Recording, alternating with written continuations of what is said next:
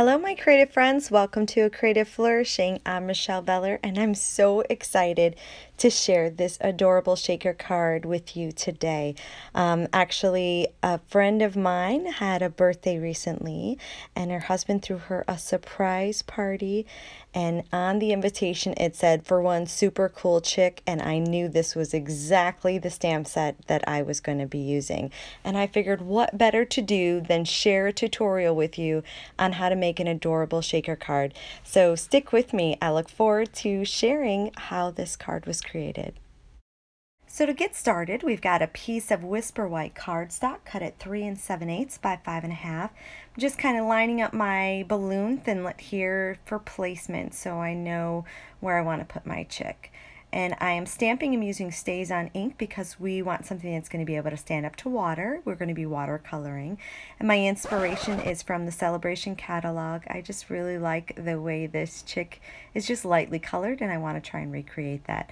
So I start by squeezing my stamp pad so that the ink pulls in the center, and then I just pick up a little bit of color with my aqua painter, and I'm just using my scratch pad to wipe a little bit of the color off and just gently adding some color here and there. Now I've taken my Delightful Dijon, I'm doing the same thing, picking up some color, wiping it off so it's not so bright, and I'm just randomly putting strokes of color onto the top feathers, trying to go a little bit heavier in the center, just for some added depth and dimension.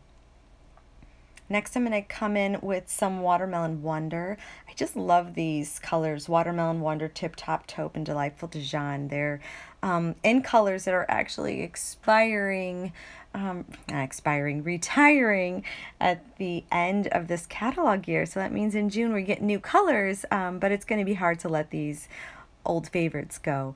So now I'm just taking some Delightful Dijon and some Watermelon Wonder, mixing them together and using it to add it to the feet. And I'm just loving how this quick and easy shading is all coming together. So now I've grabbed my Peekaboo Peach Stampin' Write marker and I'm just giving a little bit of color to the beak. And then I'm going to come in with my Wink of Stella just because I love glitter and I just want to add a little bit of sparkle. See, isn't that so cute? Just a little bit. It's those extra touches that just put things over the edge. So now that my chick is all nice and adorable, I want to add a little bit of visual interest to my background. So I have grabbed my Soft Sky ink pad and I'm blending it in with a dauber. But I wasn't really liking it. I think there may have been some ink on my dauber. I may have confused them. So I grabbed a sponge and I'm just randomly just swirling the color on, but I wasn't really thrilled with the way it was turning out. So I went and grabbed some Pool Party just to liven it up a little bit and give it a little bit more brightness. And I really love the look of the two colors blended together. Gives me a little bit of brightness, yet it's still soft. And I just use that sponge to feather the colors together so that it is nice and blended. So now for this next part, we bring out the big guns, the Big Shot and the magnetic platform. Oh, one of my favorite combinations. I've also got my cutting plate here, and yes, my cutting plates are extremely well loved. I'm just got my card base here and my card front, lining up my chick and where I want my balloon to go, making sure I'm far enough from the edge so that I'm going to have enough room to put some foam tape on the back for our next part. So I'm just running it through the Big Shot and I love it. It's going to cut through both pieces. And it'd be great if you could see it, but I'm out of frame here. But that's okay. Here we go. See, here we've got all at once. We cut the card base and the card front. So next I've taken a window sheet and I've cut two pieces down to 3 1/4 by 3 1/4. I'm adding some adhesive to the back of my card front so that I can stick one of the pieces down to seal that. And then I'm going to go ahead and rub it to clean it and make sure it's well adhered. I'm just using a cloth, actually my shirt.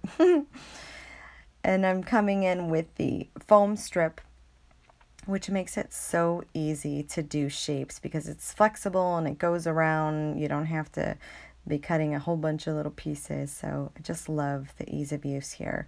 Just going around the balloon image. Close to it, but not overlapping.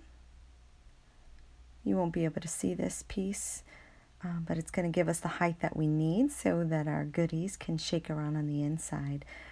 The trick is you want to make sure there are no openings or gaps because we do not want to lose any of our little tidbits.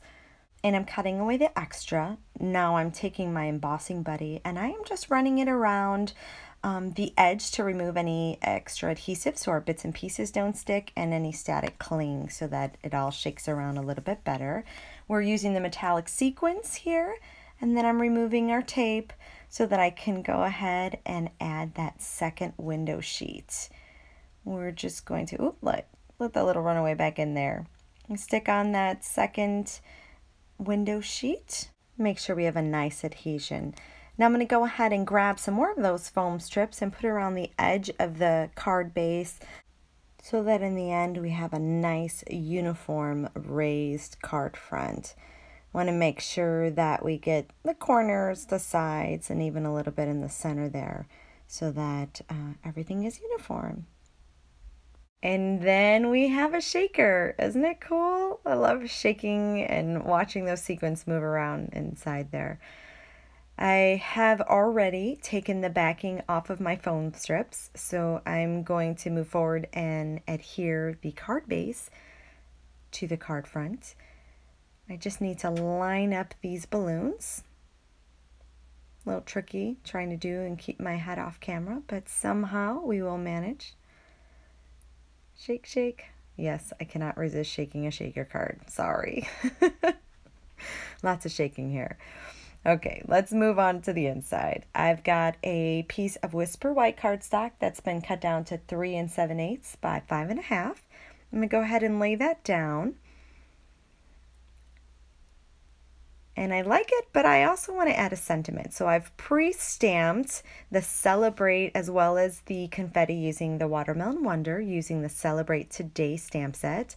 And I've cut it out using the layering circles thinlits.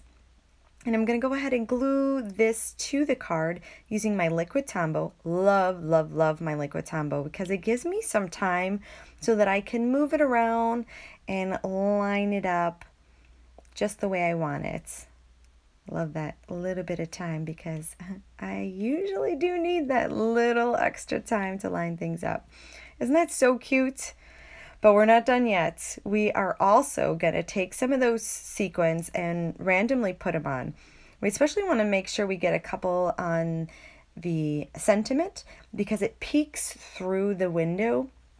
And sometimes those little bits and pieces tend to gather to a corner or to a side. And this way, no matter where they have positioned themselves when the card is closed or what have you, you're always going to have some strategically placed sequins.